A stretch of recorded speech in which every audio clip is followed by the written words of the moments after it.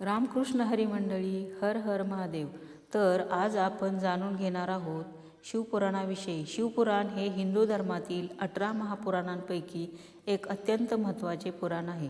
या ग्रंथात भगवान शिवांचे महत्त्व, त्यांचे विधी, अवतार, भक्ती, पूजाविधी आणि आध्यात्मिक ज्ञान यांचे सविस्तर वर्णन आढळते.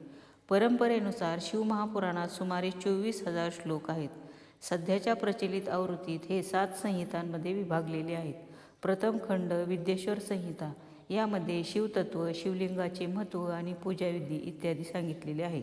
द्वितीय खंड रुद्र संहिता, यामध्ये भगवान शिवांचा विवाह, माता सती आणि माता पार्वती यांच्या कथा आहेत. तृतीय खंडामध्ये शतरुद्र संहिता, शिवाच्या विविध रूपांचे वर्णन. चतुर्थ खंड कोटिरुद्र संहिता, ज्योतिर्लिंगाचे महत्त्व आणि उपासना. पंचम खंडामध्ये उमा संहिता, धर्म, ज्ञान आणि योग यांचे वर्णन. षष्टम खंडामध्ये कैलास संहिता, मोक्षमार्ग, साधना आणि अध्यात्म. सप्तम खंड वायव्य संहिता, यामध्ये शिवभक्ती, सृष्टीची निर्मिती आणि तत्त्वज्ञान. या संहितेमध्ये शेकडो अध्याय आहेत आणि प्रत्येक अध्यायातून शिवभक्ती, धर्म, कर्म आणि मोक्षाचा मार्ग समजून सांगितलेला आहे. शिवमहापुराण हे केवळ कथासंग्रह नसून जीवनाला योग्य दिशा देणारे आणि भगवान शिवांच्या कृपेचा मार्ग दाखवणारे महान ग्रंथ आहे.